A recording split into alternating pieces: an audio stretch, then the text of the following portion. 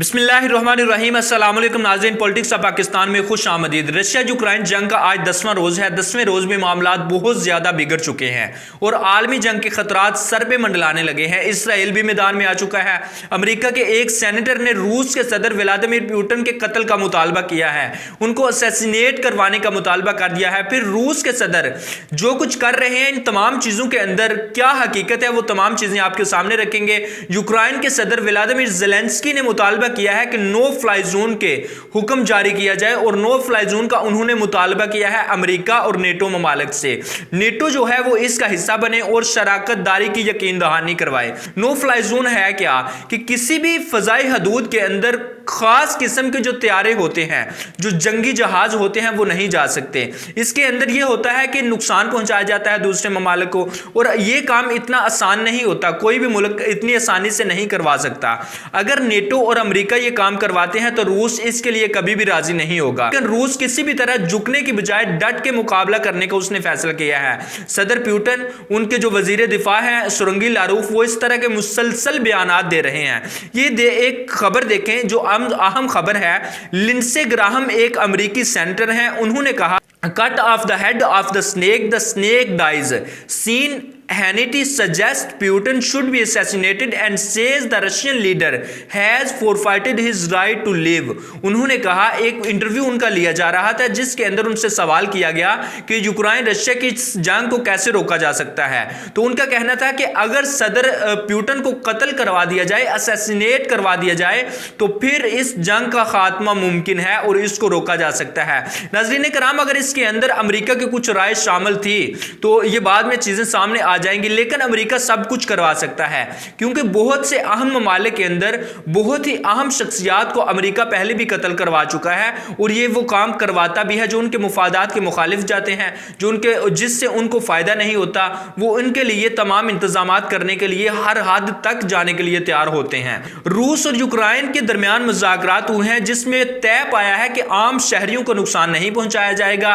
खैर, ये अक़वाम मुत्तहिदा के अंदर चीजें पहले भी डिस्कस हो चुके हैं, लेकिन इन तमाम चीजों के अंदर जो अहम चीज है, जो यूक्रेन के अंदर और रशिया के अंदर तालिब इल्म और बहुत से लोग फंसे हुए हैं जो मुश्किलात में हैं, उनके इनखला का इंतजामात किए जाएंगे। उनके इनखला के लिए दोनों ममालिक की अफवाज इंतजाम करेंगी और मदद करेंगी। उनके इन तमाम चीजों के अंदर जो मगरबी मीडिया है वो किस तरह से पाबंदियां लगा रहा है रूस पर, किस तरह से कवरेज कर रहा है, फिर मगरबी ममालिक और अमेरिका किस तरह से पाबंदियां लगा रहे हैं। मगरबी ममालिक की तरफ से जब रूस पर पाबंदी लगाई जाती है तो रूस भी पाबंदी लगाता है उन पर, क्योंकि रूस के पास हथियार बहुत ही आला दर्जे के हैं और रूस हथियारों के मामले में बहुत आगे निकल चुका है बहुत से मगरबी ममालिक की निस्बत। अब ये तमाम चीजें जो है ये सामने रखना आपके सामने रखना बहुत जरूरी थी। अब इसराइली एक शिप है जो डिटेन किया है रूसी फौज ने ब्लैक सी के अंदर से। ये खबर आपके सामने है, an Israeli sailor had been detained by Russia in the Black Sea. ये खबर काफी देर से डिस्कस हो रही थी और मीडिया के अंदर आ रही थी, लेकिन इसकी कंफर्मेशन कोई नहीं थी। इस वजह से बहुत से मगरबी ममालिक वो ये खबर नहीं दे रहे थे, लेकिन अब अल जजीरा और बीबीसी ने भी ये खबर दी है।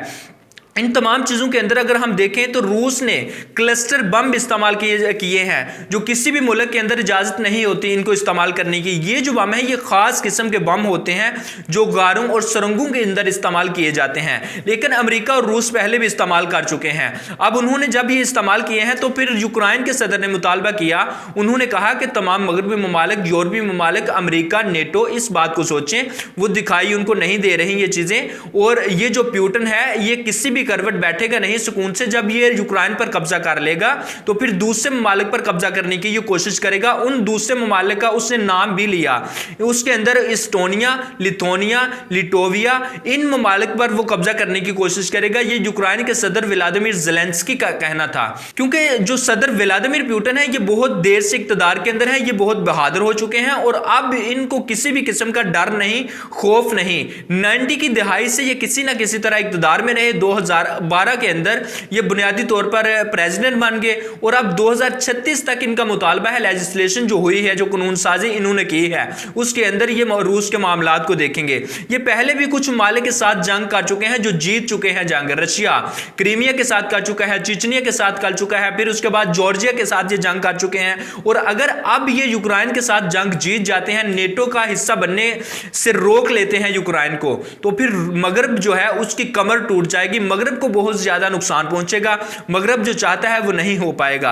अब नेटो जो है वो इन तमाम ममालिक का हिस्सा है, जिन ममालिक का नाम लिया जा रहा था इस्टोनिया का, लिथुआनिया का, लिटोविया का, जिस पर रूस हमला करेगा। अब इन ममालिक पर हमला जो तस्वुर किया जाएगा नेटो पर, और नेटो किसी भी सूरत में खुद पर हमला बर्दाश्त नहीं कर सकेगा। अब नेटो पर जब हमला किया जाएगा, रूस हमला करेगा, तो फिर दूसरे तमाम ममालिक इसके मुखालिफ आ जाएंगे। इसलिए इन तमाम चीज़ों को देखना बहुत ज़रूरी है। फिर जो अगली खबर थी वो देखें आप, कि जो बयान दिया गया था सबसे पहले अमेरिका ने, सेनेटर जो लिंडसे ग्राहम ने बयान दिया था, उसको अमेरिका के कुछ जो दूसरे सियासतदान हैं उन्होंने मुस्तरद किया है। उन्होंने कहा है कि रूसी सदर व्लादिमीर पुतिन के कत्ल की बात अमेरिका के अंदर नहीं हुई, ये उनका अपना एक नज़रिया है, ये उन्होंने एक बयान दे दिया है।